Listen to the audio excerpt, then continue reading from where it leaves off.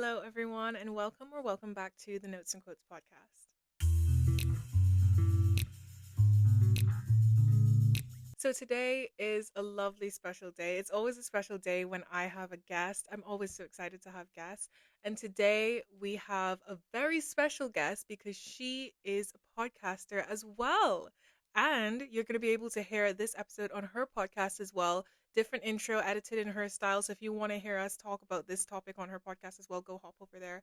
But who am I talking to today? Let me actually tell you. So, we're talking to Zulean Cruz-Díaz, who is a Texa-rican, Texan by birth, Puerto Rican by blood, who believes that ambition alone isn't enough to move forward. She says that what often holds people back isn't technical skill, but the ability to connect, communicate, and lead with others. That's why she works as a leadership developer, helping young professionals strengthen their communication and interpersonal skills so they can grow into confident, capable professionals. Her primary mission is to prepare the leaders of tomorrow for their tomorrows. And honestly, it's such a pleasure to have her on the pod today because one of the things that I believe is absolutely crucial in preparing this generation for their tomorrows is maximizing their mindset. Your mindset is everything. It's everything. And one of the things that can really destroy your mindset, and I'm speaking from personal experience as well, is internalized ideas and norms that you've learned throughout your life. And that's what Julian and I will be digging into today. So let's hop over to the episode. I'm so excited. Let's go. Oh, and one more thing. If you enjoy this episode today, or if you don't enjoy this episode, please, either way, go fill out our listener survey. It takes less than a minute and it'll be in the show notes, and it just helps me be able to build the best possible podcast for you because that's who this is for, you. So if you want to help me out, you can just give me your feedback. And you can also keep up to date with us on our socials. We're on Instagram, LinkedIn, TikTok, and YouTube. Now, without further ado, let's go talk to Zulian. Hi, Zulian. How are you? It's really great to have you here. Hello, I'm doing great. How are you doing this? Well, not morning, but Well, yeah, how are you morning for doing today? you, afternoon for me. I'm good. I'm just like in a slump now because I messed up my whole morning and the whole day is just kind of shot. But I'm here. I'm good. I know. It's pretty crazy how, depending on how you start, is how the whole day kind of carries on. Yeah, exactly. I heard you have a question for me. I do. Every time I do a podcast, I love asking either myself or the person I'm chatting with the first question to really set us off for everybody that's listening in. So, Naomi, why do you believe we need to dispel some social norms?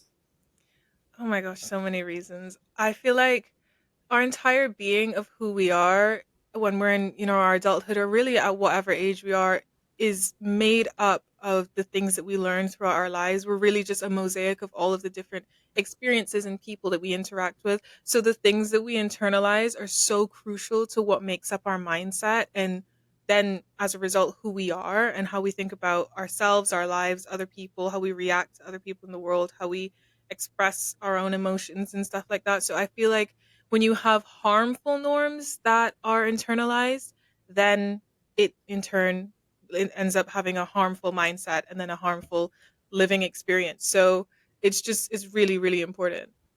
And is there like a specific one that you can come up with, or that's like at the top of your mind that you're like, I want to dig into this. Like, let's do this today. Yeah. So many come to mind because I really love just analyzing society and thinking like what are some messed up norms that we have. But the one that really resonates with me is your worth is tied to your productivity and just like that Mm. hustle mindset, that grind mindset. I just oh, it's so terrible. And I am so, so, so guilty of internalizing that. And I still fight with that all the time. But yeah, that one's a big one. Yeah. I feel like we need to hear that again. So, what was the norm again? Yeah, your worth is tied to your productivity. Such a lie. Yes. No, it really is. And like, it is so hard because if you're not doing well, quote unquote, doing well at work, or you aren't busy and your whole calendar isn't filled up from like the moment you wake up, maybe at 6 a.m., all the way until 10 p.m., you're like, what am I doing with my life? Like, am I Yeah. actually doing something productive? And because they're so tied together, it's crazy how that really does affect your mind in a way. Yeah, exactly. I mean, every single time that I wake up in a day and I don't feel like I've checked off enough things on the to-do list, then I start to feel like bad about myself and what I've done throughout the day. And then it's like, well, you're just a bum, you know? It's like all these different kind of Hmm. subconscious things that come to your mind because we think we have to always be going and always be doing something to like have worth, you know? Isn't it crazy? It's almost like we think of ourselves like as robots in a way, right? Like Yeah. if you are working for like 12 hours straight, that means that you're going to have X amount of output, almost as if we don't burn out, or almost as if we can just continue on the same path, even though our mind can only take so much decision making per Hmm. day. Um, and just our energy in general just kind of goes up and down depending on what time of day it is. Yeah, we definitely forget that we're human all of the time. And I think there's an element of social media as well because that mindset of just productivity and going is really normalized online. Like you see the day in the life videos of people who are waking up at like 5 a.m. and just working out and then going to do all of these crazy things, and that's expressed as like their daily routine. And when you look at yourself, it's like that's not what I'm doing in a day. I don't even remember what I did this morning, and I definitely did not wake up at 5 a.m. So it's just kind of just that mindset of, oh, okay, well, this is what everybody else is doing. It's a social norm. So I should be pushing myself to a higher standard and forgetting that, hey, I am, like you said, human, and your emotions ebb and flow and your energy levels ebb and flow. And you can't expect yourself to just be at 100% all of the time. It's just weird that we expect ourselves to do that. Yeah, and like I'm thinking back at my at my own life, my own experiences. And I've realized that especially after so I've been an entrepreneur for 2 years now. Like I May Mm. 1st was like my 2-year anniversary mark. And Oh, it's been congrats. really it, thank you. Thank you. Yes, it's been a huge learning curve because I my last job was hourly. So however many hours I worked was how much I'd get paid. And so that almost feeds into this direct notion of like your worth is tied to your productivity, just because if you Mm. switch out productivity, I guess, for hour, which would get you an income, is Hmm. yeah, I don't know, it's a little complicated. But as I became an entrepreneur, I'm like, well, now I have all day. Now I can work all day. I'm not just constrained to X number of hours per day or per week. Yeah. And it took a while to really just like start taking those pieces apart because I realized if I work 12 hours straight one day, the next day is not going to be another 12 big hour day. Mm. Like, Hmm. I'm going to need time to recover in order to actually um, get output. But your worth isn't tied to productivity. Ooh, so maybe I'm still thinking about that it is. Maybe. Because you're now thinking, like, I mean, it's a good thing as well to think about how do I maximize my productivity. I think that's really positive and that's how you grow.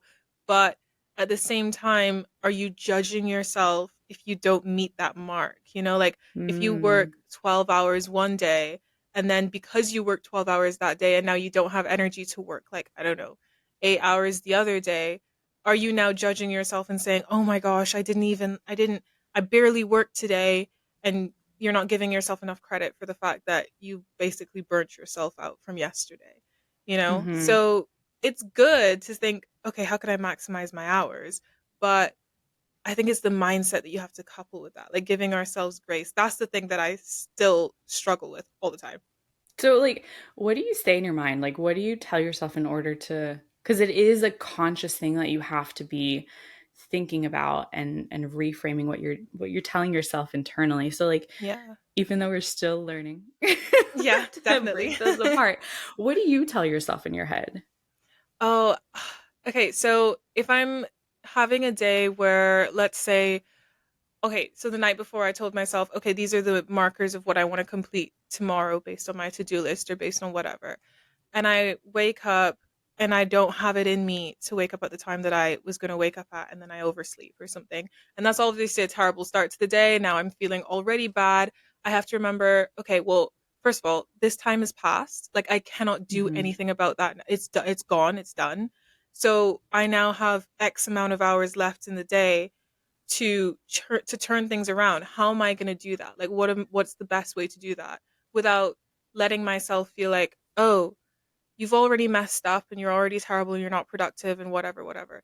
And then at the same time, if it turns out like, oh, it ends up not being a productive day, that's okay. Like, I'm a human being, first of all. I remind myself of that. And I remind myself that so many people have low day. Everyone has low days, and everyone has days where they just need to take a step back. And it doesn't have to be like, oh, that was only one day out of the week that I needed to take a step back. If you have to take 3 days out of the week to take a step back, I have to try and just tell myself this is normal, this is fine. The world is not going to come to an end. And one of the things that I really do as well is sometimes I'll just go out for a walk, and that puts things so in perspective for me, because when I'm inside or in the office or something and I'm working and I'm not meeting the productivity markers that I want to meet, and I'm starting to like beat down on myself, everything seems so much more massive when I'm looking at it right there up close. And then when I get outside and I'm walking and I'm looking at everyone else doing and running around throughout their day, and I'm looking at nature and whatever, everything seems so much smaller, and it puts things in perspective for you. And it's just like, okay, it's not that serious. And there's way more to life than just being productive. And those are the things that I have to constantly remind myself of. And those are the practices as well, because it's one thing to just repeat certain mantras in your head all the time. After a while, it gets like old and you get desensitized to it.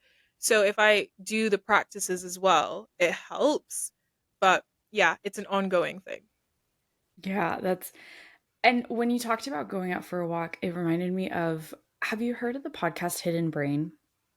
I have. I came across that a couple days ago. I haven't listened to it yet, but yeah, I saw it. So I'm going to send you a specific episode. It was from a while ago, but um, they had interviewed, and I wish I remembered the specific study so I could actually Hmm. quote it rather than like, there was a study made. Yeah. But the person that was brought on to Hidden Brain, the scientist, he was saying that they had done research on individuals that went out to hike a really big mountain for, I don't remember if it was Everest or a different mountain, but Mm, what they did is that they interviewed them at different points at the mountain. And so one of the points was on their way back. mm, And they, no matter how far individuals had gone up or part of the mountain and come back, everybody had a much smaller sense of self, in the sense of like mm. they realized how small they actually were in comparison to the earth, right? In Yeah. comparison to the universe, in comparison to the mountain view. And that sense of awe was what really helped them shrink themselves down in a good way, right? Because what Hmm. you were just saying, right? In the moment, everything feels so like pressurized and so tight, and it's the end of the world if I don't get this done by 5 p.m. sharp. Yeah. and and in retrospect, when you think about it, potentially the next day or maybe a week later, a month later, like it really didn't matter. And No. what really does matter in life are certain values that you hold on to, right? Whether that's independence, whether that's travel, whether that's family, whether that's whatever that is for you. And so, in the big scheme of things, we do, as humans, we do need to do things to get ourselves out of our brains to realize that we are smaller. Because Yeah. when we feel like we're too big, the problems we're facing feel way too big. No, I totally agree with that. And you don't even have to like, I know that was just that one scenario, but you don't have to go on some massive big adventure to realize that. I think just getting out Mm-hmm. sometimes, for me, it's in nature and it helps me put things in perspective. But for some people, it's other tactics.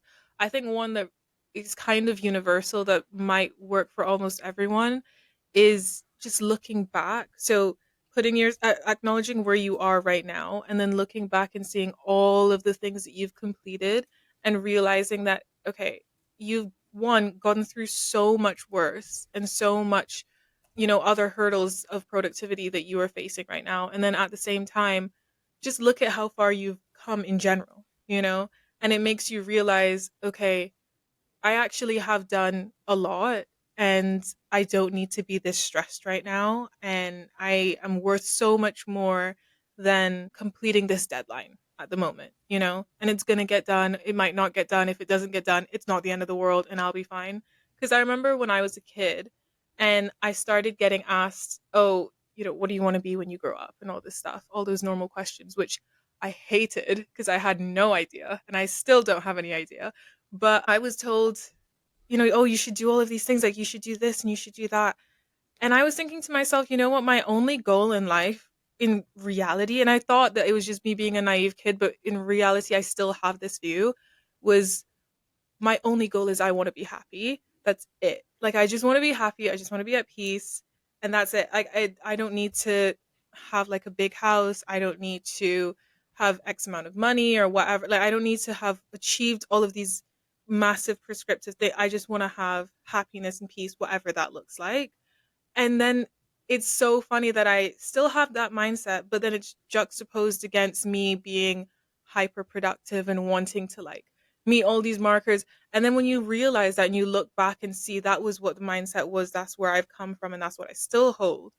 Those two don't match up together. Like just trying to be hyper productive and tying my worth to my productivity and just wanting peace and happiness, those two don't line up properly. And I have to then realize, wait, there is more to my life than just being productive. And I actually want more out of my life than just being productive. And you just have to remind yourself of that. Hmm. I At the very beginning when I started my company and doing workshops, one of the workshops that I used to give, or one of the topics in one of the workshops, was an aligned life, right? What you're Hmm. talking about of like productivity, but like what you really want is happiness.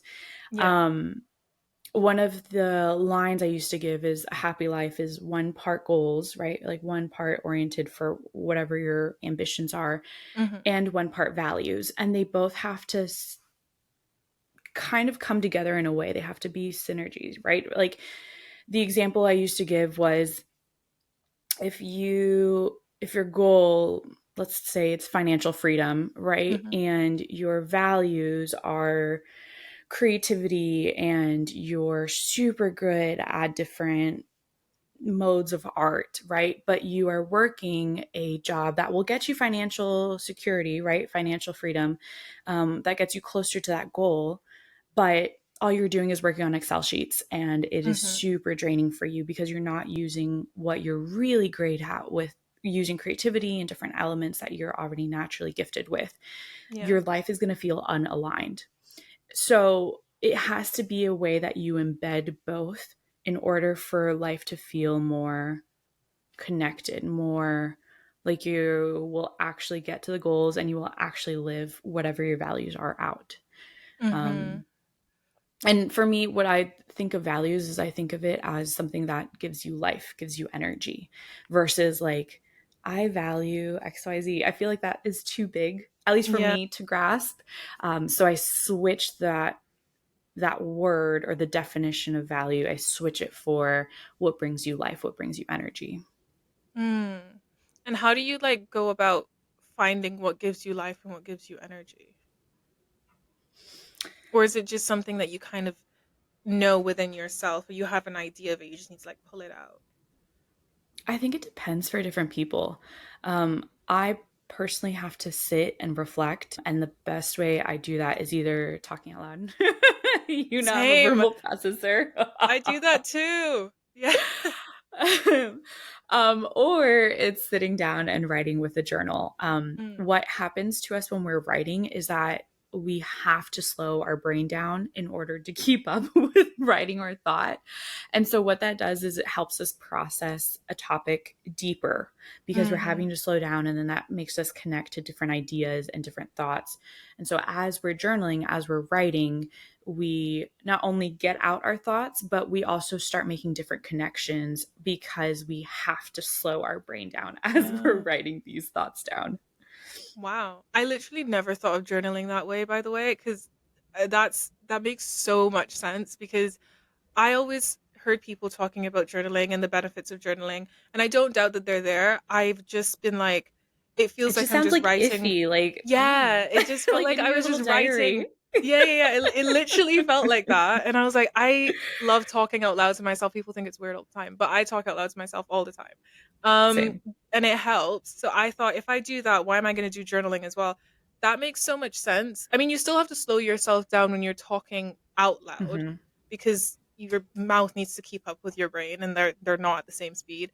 But you slow down even more if you're writing, and that is such a great way to process thoughts in the way that you explained it. That's quite fascinating, actually. Yeah. And when you're able to reflect, when you're able to slow down a little bit more, you start making other connections. And I think that's Yeah. the really important part. So like learning isn't necessarily that you're retaining information, it's that you're able to connect the information with something in your life, an Mm-hmm. experience. So like if a little kid is learning math, right? 1 + 1 = 2. When they're able to go to the grocery store and be like, oh, 1 banana, 2 bananas, you have 2 bananas. That's the actual learning part. It's not when they're like Mm-hmm. in the classroom learning. It's the when you're actually able to make connections. And so when you're able to journal or reflect, that's when you're starting to really see what brings me life. Like what have I seen? What trends? And especially if you've done it for a couple of weeks or a couple months or a couple days, you're able to start reading back and seeing like, oh, this wasn't just a thought that came to me. This came to me like 5 years ago. Yeah. Yeah. Wow, it really pulls things out for you, actually. I might start Hmm. journaling. Oh my gosh. Yeah. You might have turned me a little bit. Yeah, so I think that that's a really interesting way to think about that, and then tying that to productivity as well. It's like the same premise of slowing down, and the benefit of that, you're not going to be able to have perspective on what's really important in life, what you really value, if you're just kind of have the blinders on and you're just going and trying to meet all of your markers. And then it ties back into like what why are you doing what you're doing, like why are you being productive, what are you doing this for, what's your ultimate goal. And that's sometimes why I stop as well, because my ultimate goal is happiness, and then happiness is brought about through pursuit of my ambitions and my passions and all that stuff. um Hmm. but I still need to pace myself with being productive with those two, because sometimes I still have those norms eating away at me in my mind. But then I think to myself, how much of this do I actually want? So I know that you brought in a norm as well throughout. Yes, yes. And so this probably actually was a great transition because my norm that I want to dispel is more is better. And Mm-hmm. so, so I live in Texas, and in Texas, everything is bigger in Texas, whether it's your plate size, whether it's the cars, whether it's the houses, whatever it is, everything is bigger in Texas. But it comes from the notion of more is better. Mm. And so there, I'm a huge podcast junkie, by the way. Like, yes, I have my own podcast, but I Yeah. also consume a lot of podcast content. Me too. And one of these, yeah, and one of these, there was a podcast that was talking about, it was a professor, and he was a professor of, I think, design or architecture, one of the two. And so the professor had made this assignment to his students because he was redoing his house. Mm. And so they didn't have the option of moving to a different place, but they were going to have another kid enter the family, right? And so they were like, this is a small, tight space. Like, what can we do in order to accommodate a shift that we need to make? Mm-hmm. And so he gave it to his students. And so the constraints were this is the house, right? You can move walls, you can move things around, but you can't add on. Okay. And so what they did is that they ended up coming down to, instead of adding, what you're going to have to do is take out. And Mm. so I can't remember how exactly they designed the house, but he then came up and used that same idea of like, oh, maybe it is actually better to take off things, right? So have you seen little kids and they're on bicycles, right? There's some Mm-hmm. that have the little training wheels on the end. So they have the two main wheels, and then they Yeah. have the little two small wheels on each side of the back wheel. Um, so that was one way to teach kids how to ride bikes. Then came another engineer that had designed a bicycle, and it had the two wheels, but they took out the pedals. So instead of Oh, adding the pedals, because that's the hardest part of biking, right? Is like yeah. learning how to balance on it. It's not necessarily learning how to move your feet on the pedals, No, it's yeah, it's the learning how balance. to balance. And so that's where that bike came in, where you now see little kids like zooming around and they're using their feet to push themselves off the ground, but there's no pedals. There's only the two Mm, wheels, the front one and the back one. And so he had come up with the idea that less is sometimes it's not more is better. Sometimes you have to take things apart. But I brought this in because I have a question for you. Is this like yeah. just an American thing where more is better, or is it worldwide? Like, tell me your thoughts. I think, oh, okay. So I have two thoughts about it. I think part of it is an American thing because globally, the whole notion of like more is better or bigger is better is associated with very much like Americanism, just like the culture. Mm-hmm. But at the same time, I think I don't know if it's either trickled into global culture from America or if it's just like a global thing as well, that people do think sometimes that more is better. Maybe it's just consumerism and maybe people just think like I need to have all the latest things and I need to like get all of these things and I need to have as much money as I can and I need to do all of these big things. Maybe that's why, but at the same time I do think some people do think more is better. It also depends on how you're raised. So if you were raised in, I guess there's two ends of the spectrum. If you were raised in an extremely wealthy family, you might Mm-hmm. just be conditioned to think that more is better because more is always around you. Or if you live in a really, really impoverished family, then you might think more is better because it's not what you have and it's always what you're craving. So maybe that's why. I don't know. It's a bit I guess it's circumstantial. Yeah, and I think it goes back to mindset, right? Because let's say you're a millionaire, but you're still living month to month because you're spending that much, right? And so you Mhm. still are living month to month, even though you are a millionaire on paper. Yeah. Um, and the same thing could be as somebody that's in poverty, right? Like you're still living month to month or barely making it to the month. So you do want more in order for you to not feel that tightness, that constraint. Yeah. Um, so I wonder if it goes, yeah, back to mentality of what do you see around you, right? Your perspective, your perceived viewpoint of an experience of a thought. And if you're using comparison, right? If you're comparing yourself to others, because if you do that, then more will always be better because it's perceived that you don't have enough, right? Like the other Yeah. side is greener. Um, I I think butchered that that's line, but yeah.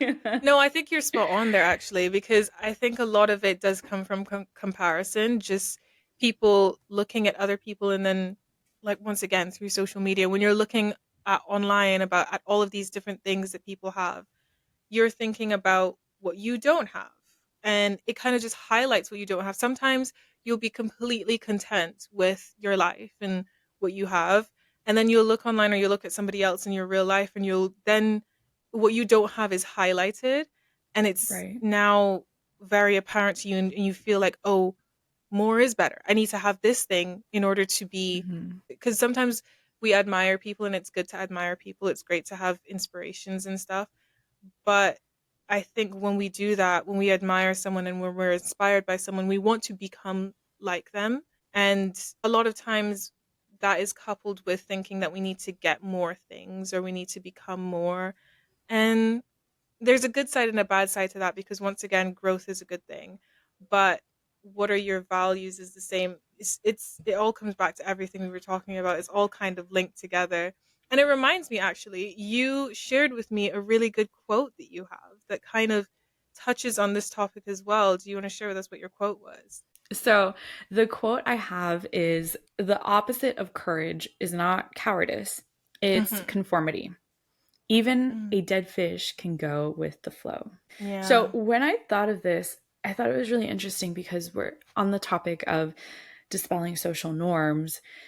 Social norms happen because people shift and mold to the society, right? Mm-hmm. Or they create a society, but it comes with wanting to be part of the society and wanting to fit in. And so what's really interesting is that if you go too far into feeling comfortable, then change or challenging anything feels uncomfortable. Yeah. And so when and I'm gonna read the quote again in case we need it. The opposite of courage, which you need courage in order to shift, to change, right? You need a little a little fire under you in order to make a little shift. So the opposite of courage is not cowardice, it's conformity. And so even a dead fish can go with the flow. So you don't really have to try really hard to just stay with the status quo, to just stay with the norm, to just stay with what it feels normal, has always been normal, because even a dead fish can go with the flow. Mm, I love that quote. I really do. I think it's just the nature of society. It's groupthink. It's just we want and we have a natural affinity to just do what everybody else is doing. It's a safety measure as well, I think. So if you were to stand Mm-hmm. out too much, then you become more of a target for whatever, for judgment, for criticism, whatever it is, and nobody wants that. So I think it's like a survival tactic that we have as humans, but like you said, change doesn't come from conformity. There's a certain positivity to conformity because then you're able to connect with people who are like you, but you don't want to become stagnant in, for example, a norm or a social practice that is harmful, that's not good for you.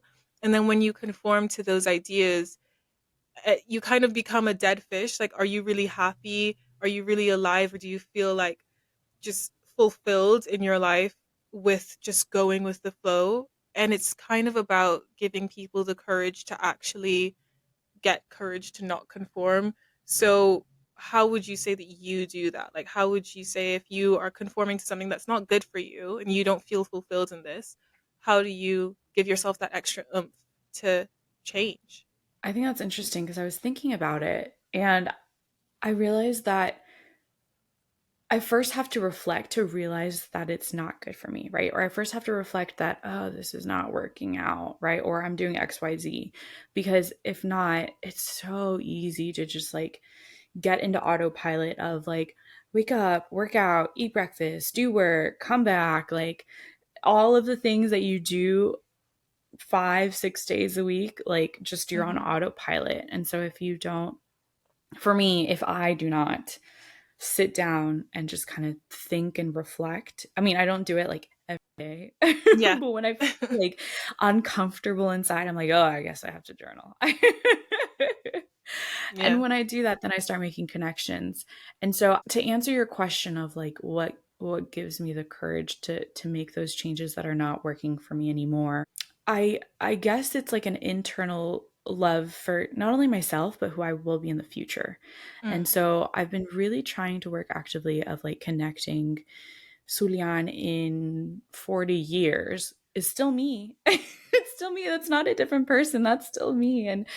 And the way that I live my life today is setting blocks for tomorrow, for the next day. And they're so tiny. You don't even realize them. Like, they're so tiny. It's literally like a single decision of like, actually, I'm going to put my phone down, go shower, and go to bed versus like, Mhm. oh no, I'll go shower and then let me pick up my phone, right? Like, it's like so tiny, but putting it down for me, putting it down before I shower and then I go to bed, I end up sleeping more because Yeah. I'm not scrolling for too long. That's a personal thing for me. But because I'm sleeping more, then I'm extending my life in the future, right? Or like I'm extending my mood tomorrow, right? If I don't sleep, I literally turn into a big baby and I cry for no reason. My pencil fell, I'm in tears. Like, Yeah. and so it's that, I guess it's that internal love of like, how do I want to support myself tomorrow? How do I want to support myself in the future? I have to do that now. I love that because it just reinforces the idea of you're your biggest supporter. You can't kind of rely on other people to make positive decisions for you. You kind of have to do it for yourself. And then it's also just taking care of your future self is really the, I think, biggest motivator for making positive changes in your life. Like thinking, like you said, about Julian 40 years from now, what would she have wanted you to do today? And how would she be thanking you for the decisions that you're making today, or how would she be saying no, don't do that, do something else? It's about thinking in that mindset of your future self.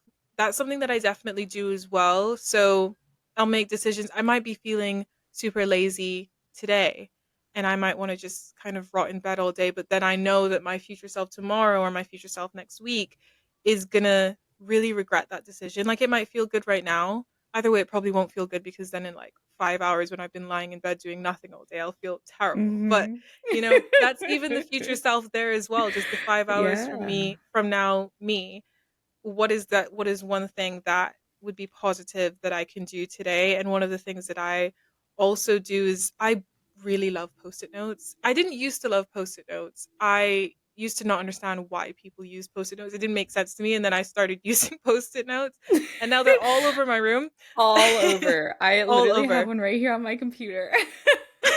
No, so do I actually. There's so many everywhere. But yeah, I have a post-it note on my wall that says, "I know I don't want to, but I'm gonna do it anyway." And it's kind of just that extra oomph for when I am feeling like I just want to not do this thing, or Hmm. if it's like a lazy thing, but if it's also like a doing something that is out of my comfort zone, and I might get judged for, oh, I know I don't want to go to this networking thing, or I know I don't want to do this public speaking event or something, or run this meeting, or whatever it is, if it's putting me in an uncomfortable situation. I know I don't want to, but I'm going to do it anyway because I know I'll feel good after. I know it'll teach me something, and if it's a terrible experience, it'll teach me something anyway. So all of those things, I think, are really good tools for helping you to not conform and stay stagnant as one thing. Hmm. Absolutely. Yeah. Yeah. Yeah, Yeah. it's sinking in. It's sinking Yeah. in. I'm just like processing everything. It's like a therapy session. I just have one quick question. Like, as we get older, as we gain more responsibilities in life and somehow balance our professional growth in the mix of all of that, how do you keep learning? Like, what's really been working for you? mm. Um Hmm. Okay, so a couple things. I also am a podcast fiend. I listen to so many different podcasts. If it's for personal discipline or motivation, I really love the Mel Robbins podcast. I listen to it probably every morning. And then if it's certain areas that I want to learn more knowledge in, if it's like finance, or if it's growth or something, or if it's just entrepreneurship or podcasting itself, sometimes I will listen to podcasts about that.